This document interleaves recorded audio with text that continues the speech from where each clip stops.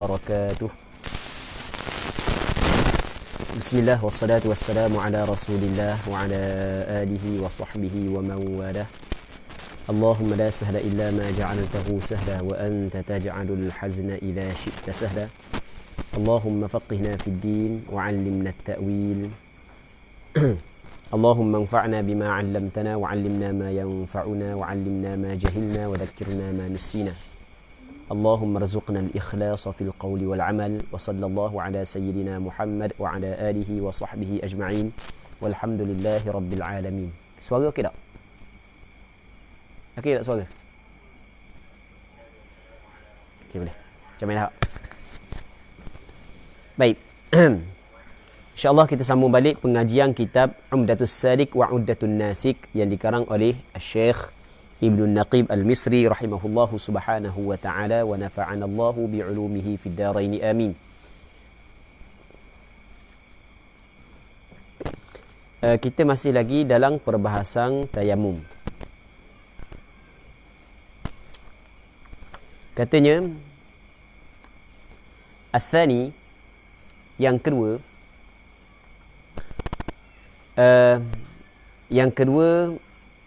kita bab benda sebelum ni. Kita sebelum ni dia kata walil ajzi asbab.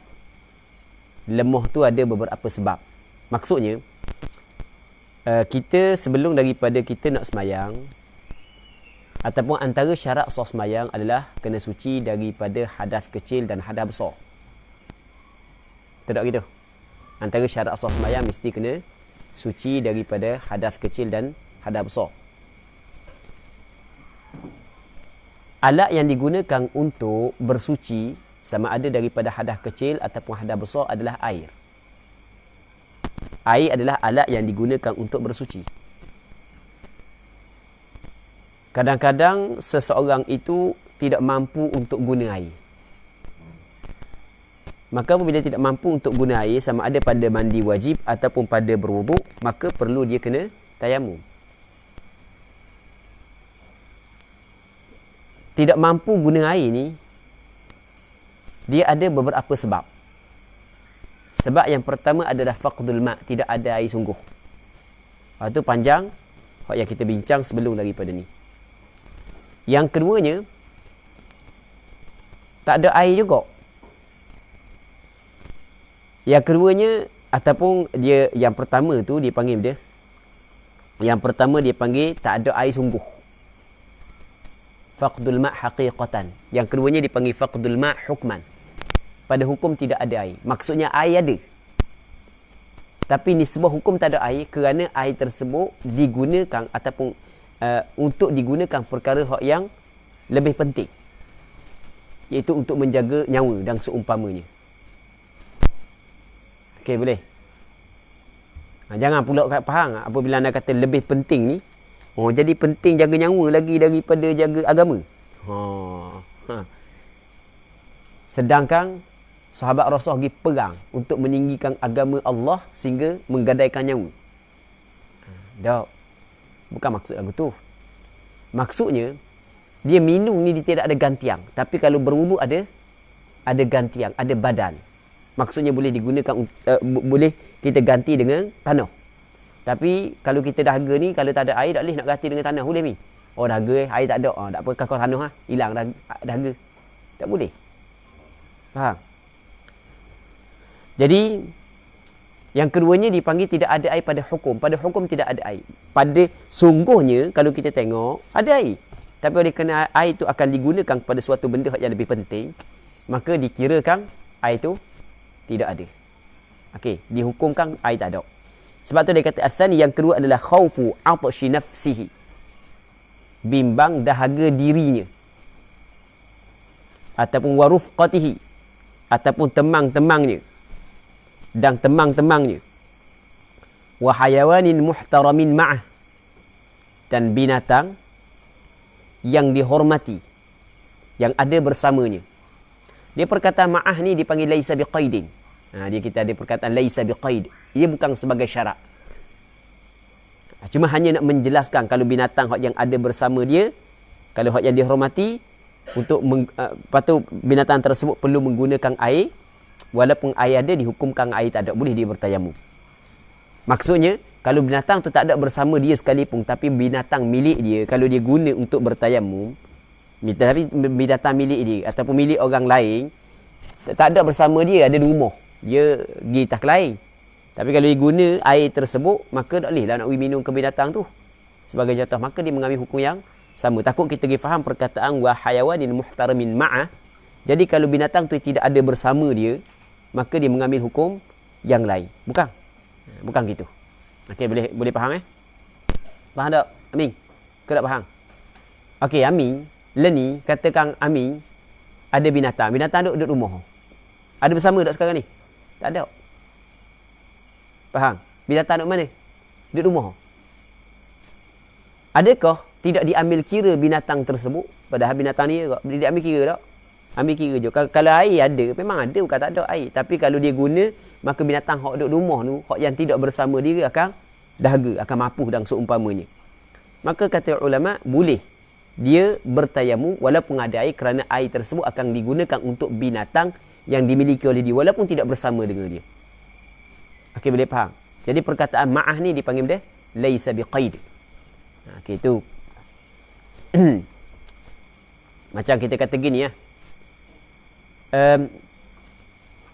dalam Al-Quran ada ayat Allah Ta'ala kata lagu mana, antara orang yang diharamkan kepada kamu adalah warabaibukumul lati fi hujurikum, anak-anak tiri kamu yang ada dalam riba-riba kamu.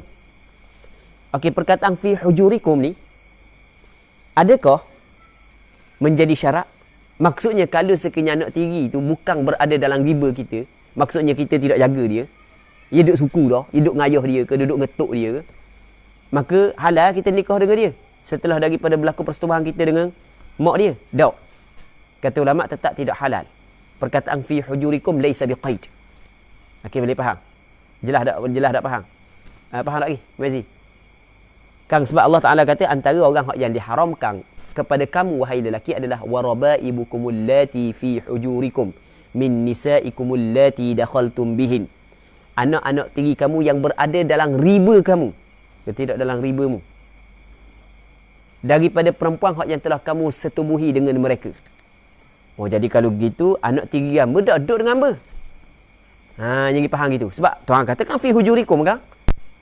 Jadi anak tiri hamba dah duduk dengan hamba. Sebab lepas daripada dia cerai bini hamba tu, cerai dengan bekas tok lelaki dia dulu, rebut-rebut boleh kata lelaki dia anak pahaman dengan anak.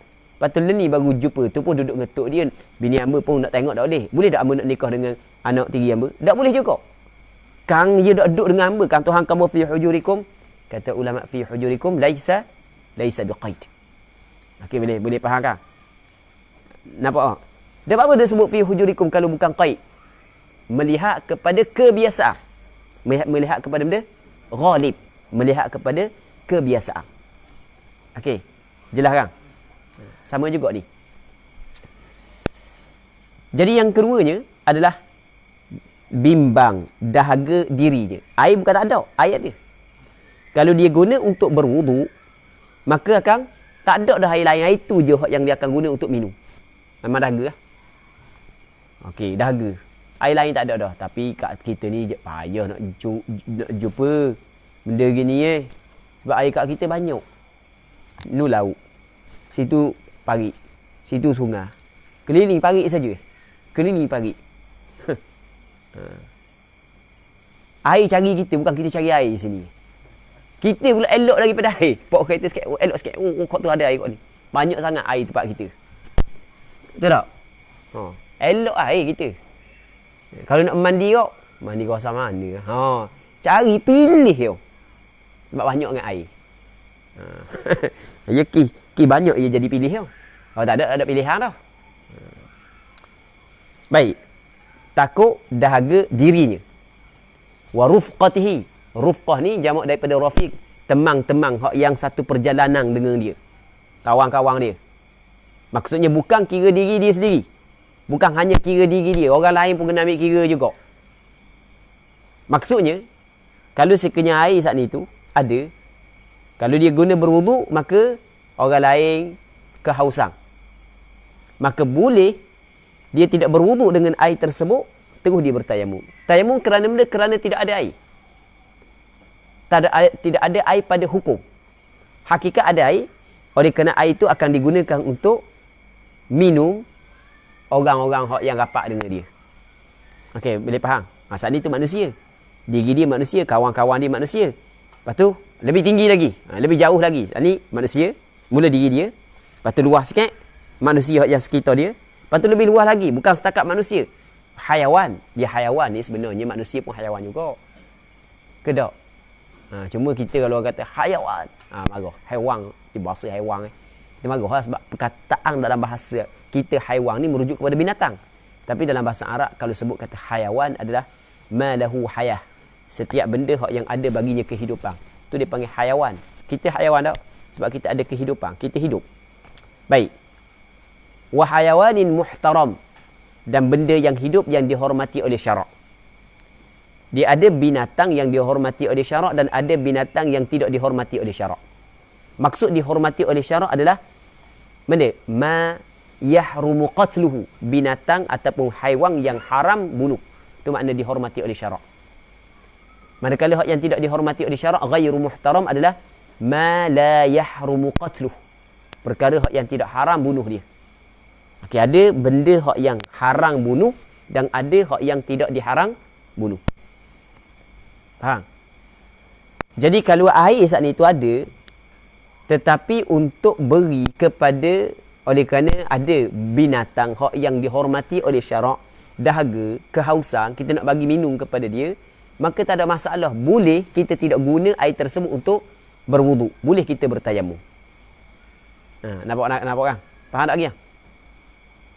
Tetapi kalau binatang tu binatang tidak dihormati oleh syarak, jadi kita nak minum air tu ke dia, lepas tu kita nak tayamum, tak boleh.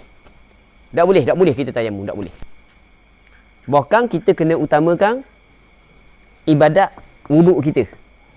Kerana diri dia itu tidak dihormati oleh syarak. Kalau kita tebang-tebang juga, biarlah siapa nak minum, kita tayamum, maka tak sah tayamum kita. Kerana kita tayamum sebab tidak ada air sedangkan air ada. Dah air nak minum ke binatang tu, binatang tu tidak dihormati oleh syarak. Maksudnya halal dibunuh.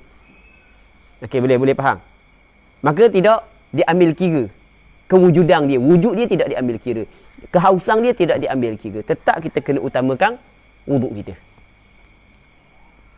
Okey, soalannya, apakah binatang yang tidak dihormati oleh syarak? Dalam kitab matang Safinatun Najah dia sebut, wa ghairul muhtaram sittatu asya'. Binatang yang tidak dihormati oleh syarak ada berapa? Ada 6. Yang pertamanya tarikus salati. Lepas tu yang keduanya wazanil muhsan. Yang ketiganya wal murtad wal iyad billah. Yang keempat wal kalbul aqur. Yang kelima wal harbiyu. Yang keenam wal khinzir. Ke harbi dulu? Harbi dulu. Tinggal. Wa ghairul muhtarami sittatu asya'. Binatang ataupun yang binatang yang tidak dihormati syarak ada 6. Yang pertamanya tarikus salat, orang yang tinggal sembahyang. Yang keduanya wazanil muhsan wal kafirul harbi. Lepas tu wal murtad, kafir harbi, orang murtad. Lepas tu wal kalbul aqur, anjing hak yang kekoh orang, gigit orang, hak yang mencederakan orang. Lepas tu yang keenamnya adalah khinzir. Okey, ni binatang yang tidak dihormati oleh syarak. Okey, kalau kita tengok, ada manusia tidak dihormati oleh syarak, nyawa dia, dan ada binatang yang tidak dihormati oleh syarak. Dalam ni manusia yang tidak dihormati oleh syarak, orang yang tinggal sembahyang. Cuma kena ingat, orang yang tinggal sembahyang tidak dihormati oleh syarak adalah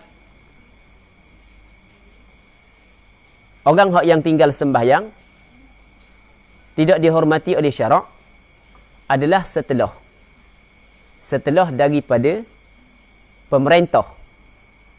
Setelah daripada pemerintah menuntut dia supaya sembahyang, dan setelah daripada pemerintah suruh dia bertaubat.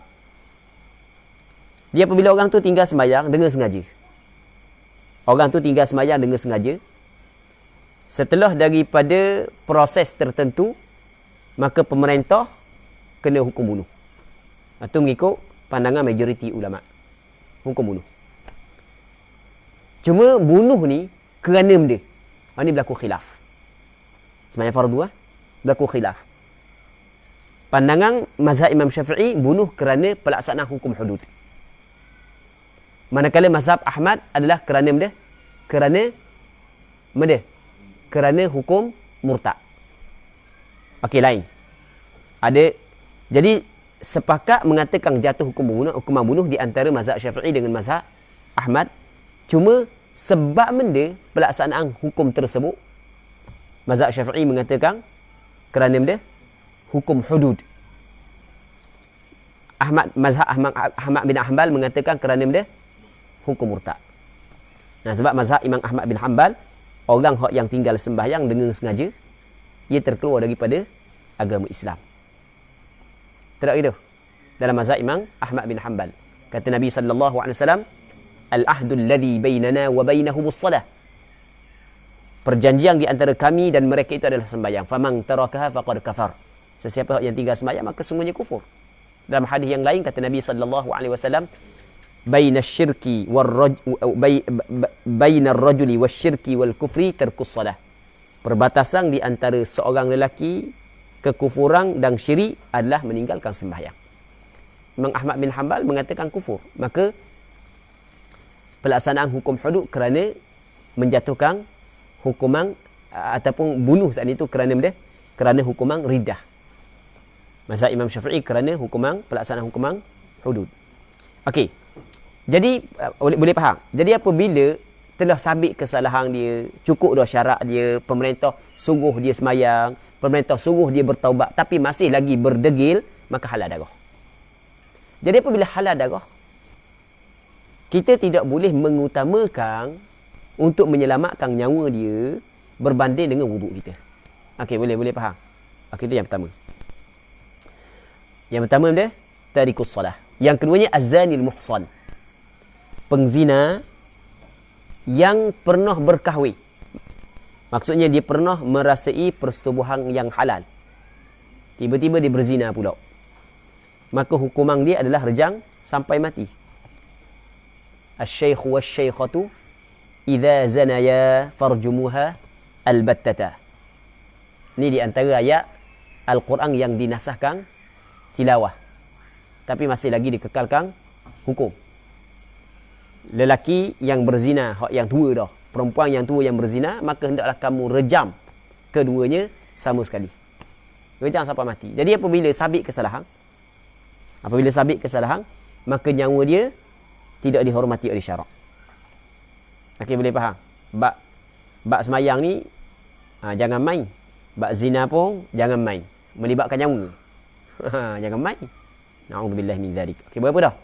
2. Yang ketiga. Benda yang ketiga benda al-kafirul harbi, kafir harbi. Perkataan al-harbiyu adalah yang dinisbahkan kepada peperangan. Dia sedang berperang dengan orang Islam. Orang kafir yang sedang berperang dengan orang Islam, darah dia halal. Betul tak? Harta dia halal. Darah dia halal, boleh bunuh. Ke tak boleh bunuh ni? Dia sedang perang dengan kita, kita tak boleh bunuh dia, dia boleh bunuh kita gitu. Mana ada akal yang waras boleh terima? Betul tak gitu? Tak boleh. Agama Islam, agama ihsan. Agama ihsan. Agama buat baik. Tapi iyalah, orang kafir kekoh palamu pun tak apa kau lah. Allah Rabbi, itu salah. Tidak dinafikan Islam adalah agama ihsan. Sehingga kan kata Rasul, innallaha katabal ihsana ala kulli syai. Tapi ihsan yang kita kena faham di sini adalah ihsan bertepatan dengan petunjuk Nabi sallallahu alaihi wasallam. Dan bertepatan dengan sunnah yang dilakukan oleh para sahabat Rasulullah sallallahu alaihi wasallam. Mereka berjihad, memenggal kepala musyrikin hak yang menghalang perjuangan Islam. Betul tak gitu? Okey. Jadi benda hak yang kita nak cerita, kafir harbi adalah kafir yang sedang berlaku peperangan di antara kita dengan dia. Maka pastinya darah dia halal. Apabila darah dia halal, kalau sekiranya kita ada air, Dia dahaga. Kalau kita tak bagi, dia kehausan. Kalau kita tak bagi kepada dia air ni, mungkin boleh bawa mati, mungkin boleh bawa pesang dia. Kalau kita tak bagi. Tapi kalau kita bagi, kita tak ada air untuk berwuduk. Boleh tak kita bagi air ni kepada dia, lepas tu kita bertayamum? Tidak dibolehkan. Kalau kita buat lagu tu, maka tidak sah tayamum kita. Bagi juga, maka dikirakan kita berdosa. Lepas tu diminum habis dah air. Perbuatan tersebut berdosa. Cuma kita nak semayang, tak ada air. Dah minum belaka dah. Cakap nak kita ada air kecil ni pula. Tak boleh dah. Maka ketika tu, boleh tayamum. Cuma perbuatan tersebut pada asalnya adalah salah. Kalau masih lagi ada air, sipang nak pergi ke dia, dah ditayamum. Tapi apabila air tak ada dah, maka perbuatan bagi tu salah, dosa. Maka ketika tu barulah boleh bertayamum. Ke tak boleh buat tayamum? Boleh tak tayamum? Sebab benda boleh tayamum? Kerana tak ada air. Okey, boleh faham? Kerana tak ada air. Okey, habis. Berapa dah? Tak habis lagi 3. Berapa? 3. Yang keempat, al-murtad. Man baddala dinahu faqtuluh. Sesiapa yang menukar agama dia, maka hendaklah bunuh. Sallallahu salamata wal afiyah wal iyad billah. Maka orang hak yang murtad ni orang hak yang halal darah. Tidak dihormati darah dia di sisi syarak. Dah boleh kita nak bunuh. Tak boleh. Nathan ni murtad. Dia ada kan dalam Facebook dia ni ada benda. Persatuan Murtad. Malaysia ada. Jangan main. Di zaman kita berani tak berani. Punca daripada orang Melayu, orang Islam kecut batu belaka tak apa. Jadi sebenarnya tu di antara tugasan kita untuk memerangi golongan tersebut. Bukan perang dengan senjata tak. Maksudnya kita kena cubalah sedaya upaya dengan kemampuan yang Allah Ta'ala bagi kepada kita masing-masing lah mempertahankan agama kita, menghancurkan golongan-golongan tersebut. Faham? Bukan kata kena bunuh, bukan. Tak boleh. Kita tak boleh. Kita tidak boleh bertindak secara individu, tak boleh. Hak ni adalah tugasan siapa? Pemerintah. Tugasan pemerintah. Baik. Murtad. Halal darah. Orang murtad, dia dahaga. Kita ada air sikit. Kalau kita bagi dia minum, kita tak boleh nak berwuduk. Tak boleh. Kita mesti kena berwuduk. Tidak boleh kita bertayamum. Sebab darah dia tidak dihormati oleh syarak. Okey, perhati molek. Cuma apa yang disebut di dalam kitab Safinatun Najah berkenaan orang hak yang kita orang kafir tak habis lagi. Kita kena sebut orang kafir. Saat ni kita sebut kafir harbi kan. Kita sebut kafir harbi. Dia kafir sebenarnya dia terbahagi kepada 4. Kafir harbi, kafir zimmi, lepas tu kafir mu'ahad, kafir mu'amman. Ni 4. Yang mana 4 kafir ni, satu je kafir yang halal darah. Hak 3 ni tidak boleh kita buat kelanyak ke dia. Tidak boleh kita buat menyakiti. Hukum dia adalah haram. Gasub so. Mesti kita kena hormat dia. Mesti kita kena buat baik kepada dia. Faham? Ni, hak ni. Tak boleh kita buat ikut dang. Hak 3 ni. Saja hak yang halal darah. Kafir harbi. Manakala kafir zimmi, zimmi ni adalah kafir zimmi. Zimmi daripada perkataan zimmah. Zimmah dengan makna jizyah. Kafir yang telah membayar jizyah. Membayar bayaran tertentu kepada kerajaan Islam. Dan dia menerima hukum yang ditetapkan oleh kerajaan Islam. Itu makna kafir zimmi. Maka tidak boleh buat kelanyak ke dia. Bahkan kita kena jaga dia. Kalau kita pemerintah, kita kena jaga dia. Sebagaimana kita jaga orang-orang Islam. Kita kena jaga dia. Cuma dia ada syarat-syarat dia lah. Dah dia gong pula duduk tempat orang. Mula duduk tempat orang. Kita tempat sikit. Last sekali, rumah kita nak rombok. Tu dah jadi ada pakai rawa gitu. Tu dah dilok tu, tu kena kerak. Kerak maksudnya kerak. Bukan kerak tekak dah. Maksud dia kerak. Macam kata, kita kena kerak orang ni. Maksudnya, benda kena jatuh lah. Golongan-golongan jenis lagu tu. Baik, membahayakan agama kita, membahayakan bangsa kita, membahayakan negara kita. Okey. Kafir benda zimmi. 2 dah. Yang ketiganya kafir, dia panggil kafir mu'ahad. Kafir mu'ahad adalah kafir yang telah melakukan perjanjian. Negara kafir ataupun kumpulan orang kafir telah berjanji dengan negara Islam untuk tidak berperang dalam tempoh tertentu. Asal kafir mu'ahad adalah kafir harbi. Sebagai contoh, musyriki Mekah duk sedang perang dengan Rasulullah sampai pada tahun Hudaibiyah, maka berlaku sulhul Hudaibiyah, perdamaian Hudaibiyah, yang mana orang musyriki Mekah berjanji sama dengan Rasulullah akad perjanjian untuk tidak berlaku peperangan di antara mereka dengan Rasulullah selama 10 tahun. Maka bertukar kafir Mekah daripada kafir harbi kepada kafir muahad. Yang keempatnya kafir muamman. Kafir yang diberi keamanan. Kafir yang diberi benda? Keamanan. Jadi ketika perang, sebagai contoh, ketika perang, maka dalam ramai-ramai orang Islam dia katakan, siapa yang serah diri, dia akan selamat. Tiba-tiba ada orang kafir serah diri. Apabila ada seorang Islam kamu lagu tu, kena jaga dia, kena selamat dia. Orang Islam, dia tidak boleh memungkiri janji, membatalkan perjanjian, mengkhianati janji, tidak boleh. Sama juga orang Yahudi yang dok bunuh orang Palestin, kita kenal dia, tengok dalam TV, kenal, ada tanda atas kepala dia. Tiba-tiba dok jumpa tu kampung Binja, Kemamang. Contoh. Nathan ni aku tengok dok bunuh orang Tapi dia mari ke Malaysia, dia minta visa dengan kerajaan Malaysia, dan kerajaan Malaysia bagi visa kepada dia. Maka dia tu telah bertukar menjadi kafir dia muamman. Boleh tak Syafiq pergi cocok batu dia? Boleh tak? Tak boleh. Jangan. Tak boleh.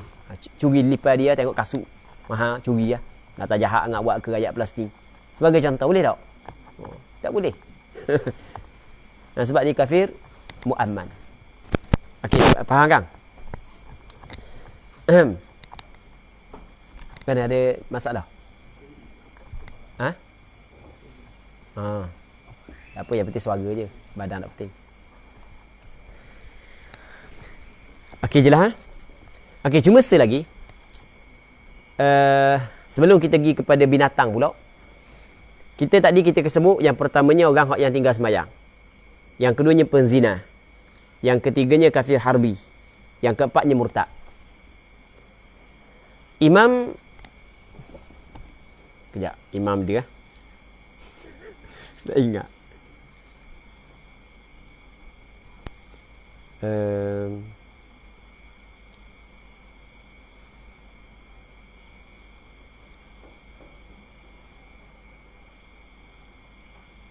Mana dia ni? Dalam kitab Hasyiah Asy-Syarqawi ala Tuhfatit Tullab, dia sebut lagu mana? Wal mu'tamad, hak yang mu'tamadnya, anna ghayra al-muhtaram min al-adami fihi tafsil. Hak yang mu'tamad, hak yang tidak dihormati dari kalangan anak Adam, ada perincian. In kana qadiran ala at-taubah katariki salati wal murtad lam yajuz lahu syurbul ma'. Kalau sekiranya dia mampu untuk bertaubat, contoh seperti orang yang meninggalkan sembahyang, orang yang murtad, maka tidak harus dia minum air kalau dia mampu untuk bertaubat. Kalau dia tidak mampu untuk bertaubat, maksudnya apabila sabit kesalahan dia tidak mampu bertaubat, maka ketika itu boleh diminum air. Contoh yang tidak mampu untuk bertaubat adalah az-zanil muhsan. Penzina yang muhsan, memang di antara dosa dia dengan Allah Subhanahu Wa Taala boleh bertaubat, tapi apabila sabit kesalahan, dia akan teruskan pelaksanaan hukum hudud. Tak gitu? Faham lagi?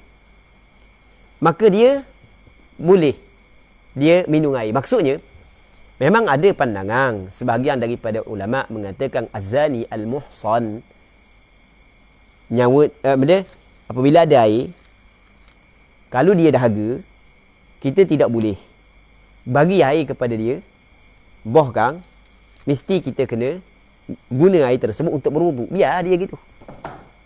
Tapi pandangan mu'tamad, sebagaimana yang disebut dalam kitab Hasyiah Asy-Syarqawi, dia kata oleh kerana az-zanil muhsan, dia tidak mampu bertaubat dah daripada dosa yang dilakukan. Maksudnya apabila sabit bertaubat di antara dia dengan Allah tu jelaslah. Maksudnya apabila sabit kesalahan, maka pelaksanaan hukum hudud ke atas dia mesti dijalankan. Okey, boleh faham kan? Boleh faham ke tak?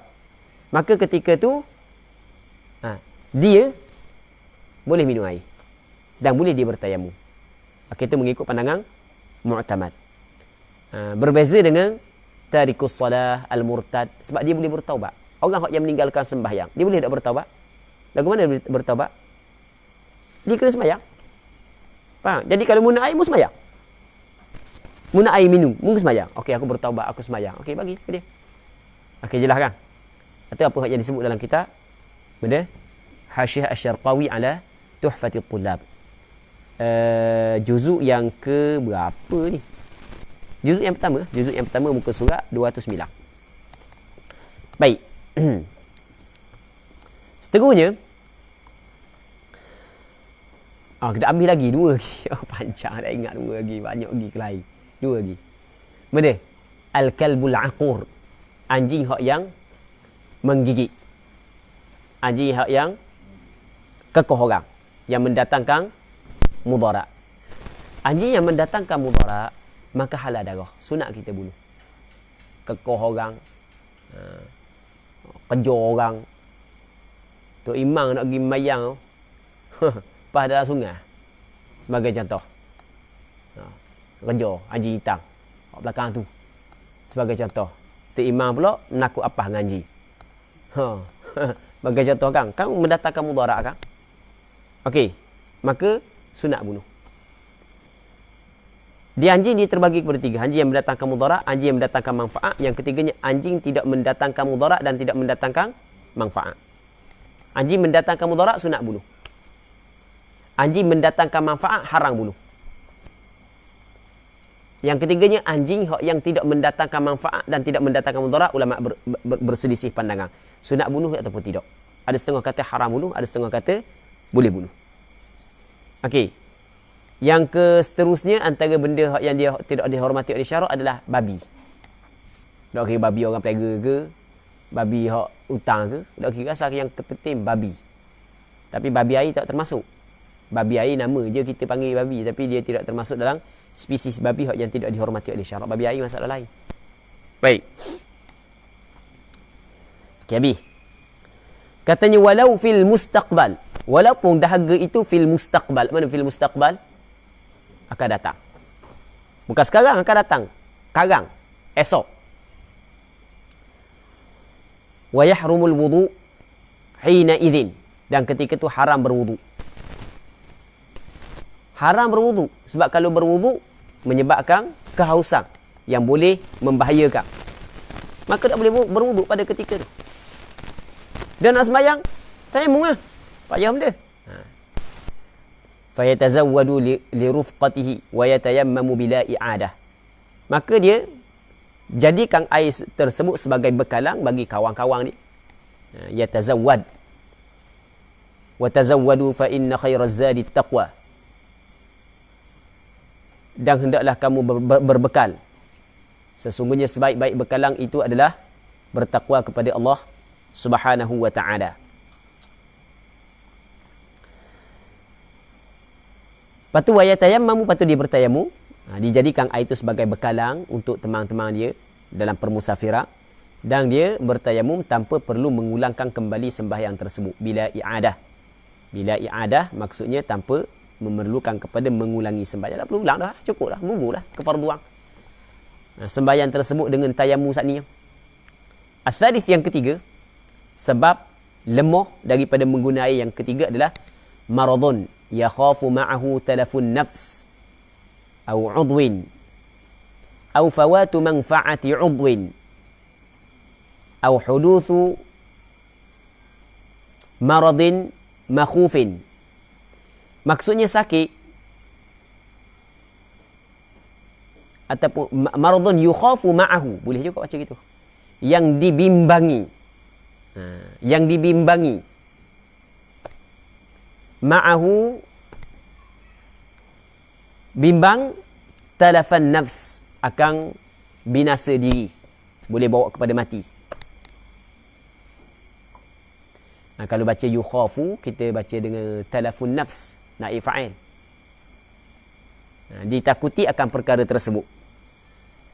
Maradun yakhafu ma'ahu, yang takutlah seorang, ma'ahu bersamanya, bersama marad, talafan nafs, boleh juga. Boleh baca dua. Kalau talafa maf'ulun bi, kalau talafu baca yukhafu, jadi naib fa'il.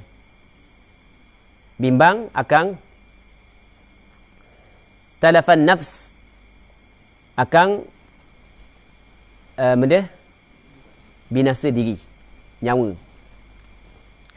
Au udwin, ataupun anggota. Saat ni nyawa ataupun anggota, mungkin tangan, mungkin kaki, kepala sebagai contoh. Jadi lupuh. Au fawata manfaati udwin, ataupun lupu, hilang manfaat anggota.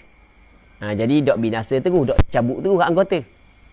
Tapi takut hilang manfaat satu anggota. Jadi tak nak guna dah anggota, jadi lupuh. Itu baru betul.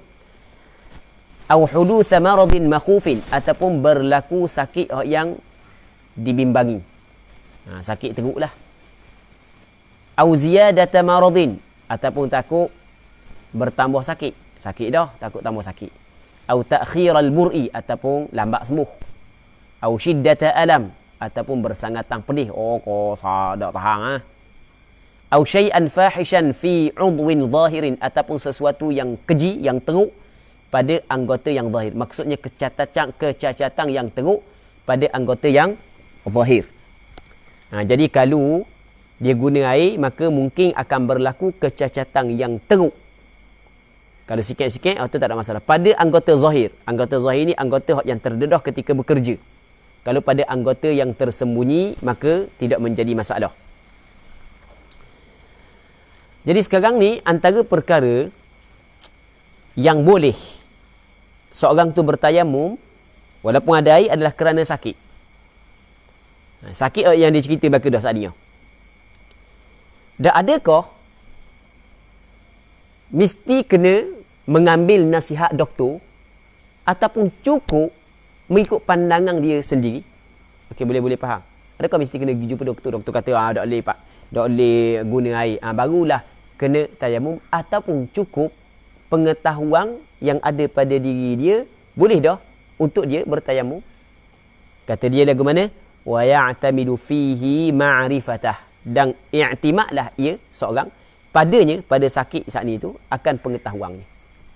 Jadi mengikut apa yang dia tahu, sekian, maka kalau dia kata aku guna air ni memberi mudarat, maka ketika tu tak ada masalah, boleh dia bertayamum. Au tabiban yuqbalu fihi khabaru, ataupun tabib, doktor yang diterima padanya akan cerita, akan perkhabaran, cerita, pemberitahuan doktor tu diterimalah. Maksudnya doktor pakar lah, dia ahli dia. Bukan doktor boleh saja beli, bukan. Bukan doktor yang belajar daripada YouTube. Memang doktor pakar lah, ahli dia. Okey, habis. Katanya fa in khafa min jurhin wa la satira alayhi ghasala as-sahih bi aqsa al-mumkin fala yatruku illa ma law ghasalahu ta'adda ila al-jurhi wa tayammama lil-jurhi fi al-wajhi wal-yadaini fi waqti jawazi ghasli al-alil. Fa in khafa, maka jika dia bimbang, maka jika dia takut, min jurhin, dari kerana luka. Dia takut dari kerana luka, disebabkan luka, dia bimbang. Ada luka jadi takutlah kalau guna air. Wala satira alaihi, padahal tidak ada satir di atasnya, tidak ada penutup di atas luka tersebut. Maka jawab bagi in ghasala as-sahih, dia mesti kena basuh anggota hak yang sahih, hak yang tidak sakit, bi aqsal mumkin, dengan dengan di aqsa ni paling jauh tu aqsa. Maksudnya seboleh-boleh dia kena basuh. Seboleh-boleh sekadar mana kemampuan dia boleh buat, dia kena buat. Itu maksud bi aqsal mumkin. Fala yatruku, maka tidak boleh dia tinggalkan basuhan tersebut illa melainkan ma law ghasalahu, sekiranya kalau dia basuh ta'adda ilal jurhi, akan air saat itu akan pergi kepada luka. Sekali lagi sekarang ni orang tu dia ada luka. Di atas luka saat itu tidak ada pembalut. Dia bimbang air saat itu kena kepada luka. Jadi maksudnya luka dia saat itu tak boleh kena air. Itu maksud dia. Luka dia tidak boleh kena air. Maka apa yang diwajibkan kepada dia adalah basuh anggota hak yang sihat, anggota hak yang tidak sakit dia kena basuh. Sekadar mampu. Mana hak yang boleh dia buat, kena buat belaka. Dia tidak boleh tinggal membasuh anggota hak yang sahih, melainkan kalau sekiranya basuhan tersebut akan membawa kepada luka. Kena air. Barulah dia boleh tinggal untuk tidak membasuh. Lepas daripada itu, watayammama lil jurhi fil wajhi wal yadaini fi waqti jawazi ghaslil alil. Maka dia bertayamum kerana luka pada muka dan dua tangan. Tayamum kerana luka, tayamum pada muka dan dua tangan. Gitu. Tayamum kerana luka, tayamum pada muka. Ia fil wajhi ta'alluq pada tayammama. Tayamum pada muka dan dua tangan. Fi waqti jawazi ghaslil alil. Pada waktu jawaz harus ghaslil alil, membasuh al-alil. Al-alil lawan bagi as-sahih, anggota hak yang luka. Pada waktu membasuh anggota yang luka, ketika tu dia kena tayamum pada muka dan dua tangan kerana luka. Payah ni. Payah sikit sebab dia kena basuh, lepas tu kena tayamum. Faham? Okey, katakanlah dia tayamum, dia luka di tangan. Yang mana air tak boleh kena pada tempat luka. Maka mana kawasan hak yang tidak luka tu wajib dia kena basuh. Di tangan ni, kawasan ni okey, kawasan ni okey. Dia wajib kena basuh. Sini pun hak tak luka pun wajib kena basuh. Sebab dia luka tengah ni sebagai contoh. Baik, melainkan kalau sekiranya dibasuh sini akan kena tempat ni. Baru tak apalah, gugur basuh. Walaupun anggota tidak luka. Lepas daripada tu, dia kena tayamum kerana luka tersebut. Maksudnya kerana ganti tempat yang tidak boleh kena air pada luka saat ni. Dia tayamum mana? Muka dengan dua tangan. Dia tayamum bila tayamum? Pada waktu harus membasuh anggota hak yang luka saat ni. Maksudnya kalau luka di tangan, dia kena tayamum setelah daripada dia basuh muka dulu. Okey, boleh faham? Setelah daripada dia basuh muka, barulah dia tayamum. Dia tidak boleh tayamum sebelum daripada basuh muka. Sebab dia nak tayamum kerana ganti tempat yang tidak boleh kena air pada tangan. Dan tidak boleh dia tayamum setelah daripada basuh tangan. Setelah daripada sapu kepala, maksudnya selesai baru nak tayamum tak boleh. Sebab dia kena ra'i tertib. Faham? Dia kena ra'i tertib. Dalam mazhab Imam Syafi'i, masalah ni keras sikit. Dia kena tayamum kerana luka, kerana ganti pada tempat yang tidak boleh kena air pada luka. Dia kena tayamum pada muka dan dua tangan pada waktu harus membasuh anggota hak yang luka. Fal junubu, maka orang yang berjunub, yatayammamu, dia kena tayamum mata syaa, bila mana dia kehendaki. Sebab masalah mandi wajib dia tidak ada tertib. Dia nak tayamum dulu ke nak tayamum kediang, hak tu tak ada masalah. Tapi wal muhdith, orang yang berhadas kecil, orang hak yang berhadas kecil, la yantaqilu, dia tidak boleh berpindah an udwin, daripada satu anggota, hatta yakmula, sehingga sempurnalah ia ghuslan ataupun ghuslan nisbah basuhan, i'rab jadi tamyizah, nisbah basuhan wa tayammuman, dan nisbah tayammum. Dia tidak boleh berpindah daripada satu anggota sehingga sempurna basuhan dan tayammum. Lepas daripada basuh dulu kawasan yang boleh basuh, lepas tu tayammum, barulah dia boleh sapu kepala, barulah dia boleh basuh kaki. Baik. Muqaddiman ma sya', dia mendahulukan mana hak yang dia kehendaki. Okeylah, nak basuh dulu pun tak apa, nak tayamum dulu pun tak apa. Jadi lepas daripada basuh muka, sampai masa basuh tangan, pada tangan ada luka, maka dia boleh tayamum dulu. dan boleh dia basuh dulu baru tayamum, boleh. Lepas tu barulah sapu pada. Selesai basuh selepas tayamum, barulah sapu pada. Baik. Katanya fa in juriha udwahu fatayammuman. Kalaulah dua anggotanya terluka, maka dua tayamum. Katakanlah muka dia terluka, tangan dia terluka. Maka perlu dia kena berapa tayamum? Dua tayamum. Mesti kena dua tayamum. Satunya tayamum kerana ganti pada tempat yang tidak boleh kena air pada muka, dan satu lagi ganti pada tempat yang tidak boleh kena air pada tangan. Baik. Seterusnya wala yajibu mashul jurhi bil ma'i wa illam yadurrah. Dan tidak wajib menyapu luka dengan air. Adakah wajib sapu luka dengan air? Tak wajib. Wa illam yadurrah, sekalipun tidak memberi mudarat. Walaupun tidak memberi mudarat, tidak wajib. Tapi kalau dia sapu tak ada masalah, cuma tak wajib. Tak wajib ambil air sapu di atas luka, tak wajib. Katanya fa in kana al-jurhu ala 'udwi tayammum wajaba mashuhu biturab.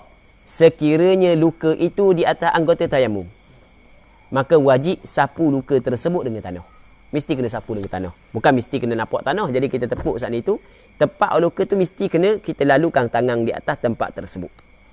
Melainkan tak boleh, nak setuh pun tak boleh. Tu dimaafkan. Fattaqullaha mastata'tum. Kena bertakwa kepada Allah sekadar mampu kamu. Baik. Katanya fa in ihtaja li'isabatin aw lusuqin aw jabiratin wajaba wad'uha ala tuhrin. Maksudnya sekiranya dia berhajat kepada isabah, pembalut. Dia perlu kepada pembalut. Aw lusuq ataupun penampal, tampal. Kalau cakap kita tampal lah, ambil benda orang tapal luka. Benda plaster ke, tu lusuq lah tu. Aw jabirah ataupun jabirah. Nak belak. Orang tua panggil belak, guna kayu ke, guna buluh ke, tempat luka nak tok. Nak tok benda tu. Maka ketika tu wajib wad'uha ala tuhrin. Wajib letakkan perkara tersebut ketika suci. Mesti kena letak ketika suci. Jadi kalau kita luka sini, pada tempat anggota wuduk luka maka kita kena letak pembalut. Ataupun orang tu patah, kena letak pembalut. Maka nak letak pembalut saat itu mesti kena ambil wuduk dulu. Mesti kena ambil wuduk. Kalau boleh ambil lah. Kalau tak boleh ambil, awak mana? Boleh ambil, wajib kena ambil wuduk dulu. Tu kalau kita buat sendiri, kalau orang buat tu nak buat mana? Sedar-sedar orang buat dah. Tak ingat ada sakit sangat, yang penting mung balut je. Lepas balut, Allah dah ingat ambil setara ambil. Kita ada masalah. Ni kalau kita buat sendiri, sebelum daripada kita nak balut tu, biar kita ambil wuduk dulu. Agar benda ni kita letak dalam keadaan kita suci. Supaya mudah nanti kita sapu di atas, selesai. Katanya wala yasturu illa ma la budda minhu. Dia tidak boleh menutup melainkan apa hak yang tidak dapat tiada, hak yang mesti sahaja. Jadi kalau luka banyak ni, kalau kita nak balut mesti kena guna banyak ni, jangan ambil lebih. Banyak ni luka. Ni balut sampai ke atas ni. Orang kata dak lah lu. Mana barok ngak luka. Dak luka sini, dah balut pas sini. Saja je. Nak buat suspense sikit kau orang. Orang tengok teruk ngak. Banyak sikit orang BT bagi menawak. Contoh kan. Kalau sikit-sikit orang wi puluh ya benda tak siapa. Sikit je orang wi. Tapi kalau tengok banyak ni habis kiri kanan balut ni wi banyak sikit BT orang siang. Buat muka sedih pula. Allah Rabbi. Katanya fa in khafa min naz'iha darara. Kalau dia takut, dia bimbang daripada cabuknya. Jadi sekarang ni ada pembalut, dia nak ambil wuduk, mesti dia kena cabuk. Wajib dia kena cabuk. Kalau boleh cabuk. Tapi kalau cabuk ni, dia bimbang dararan, terjadi kemudaratan. Maka kata dia, wajabal mashu alaiha. Wajib sapu atasnya. Wajib sapu atasnya, kullaha, sekaliannya. Kena sapu.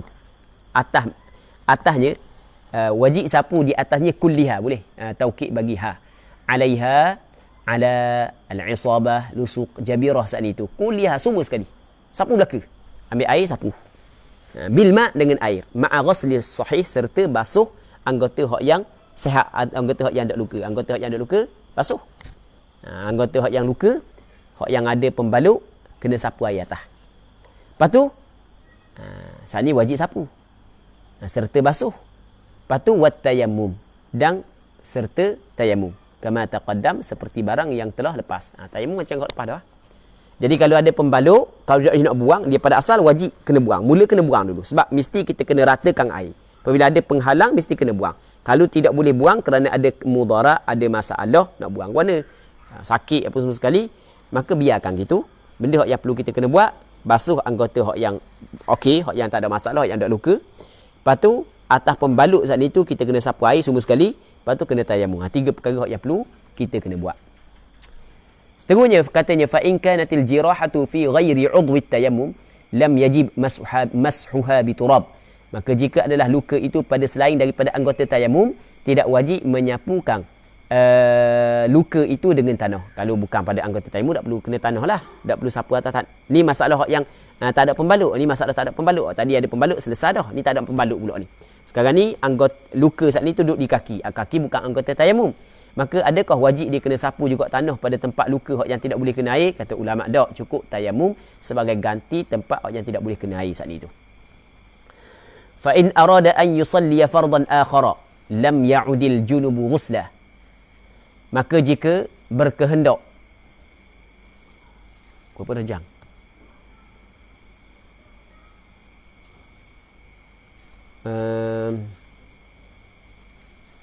Maka jika berkehendaklah ia untuk sembahyang fardu yang lain. Okey, dia tayammum, dia sembahyang dah satu fardu.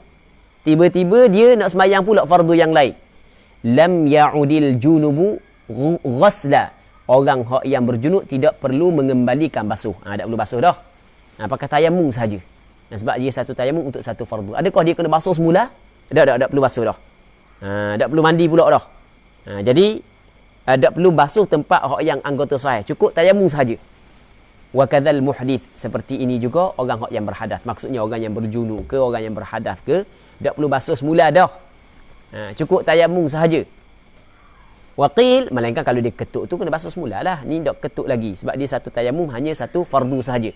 Waqila, kata qil, kata sebagai ulama, yaghsilu ma ba'da alilihi. Dia kena basuh apa yang selepas daripada anggota dia yang luka.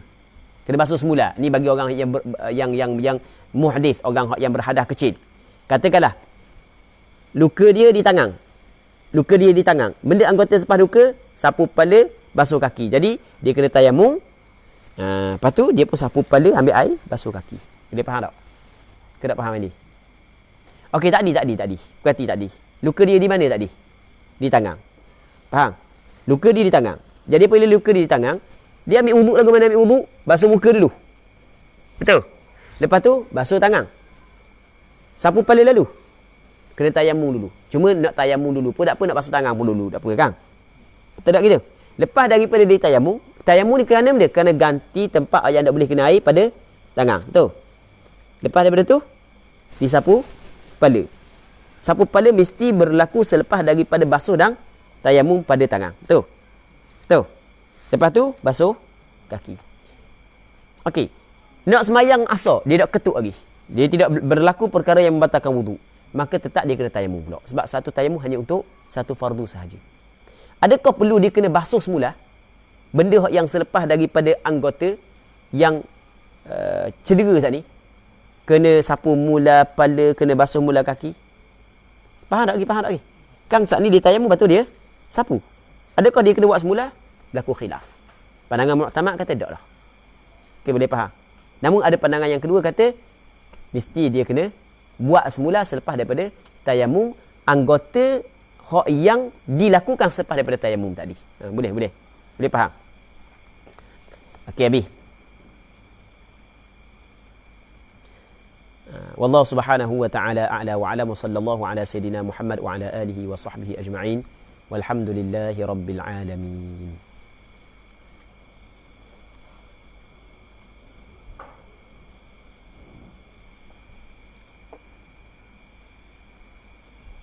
Ada soalan-soalan minggu depan?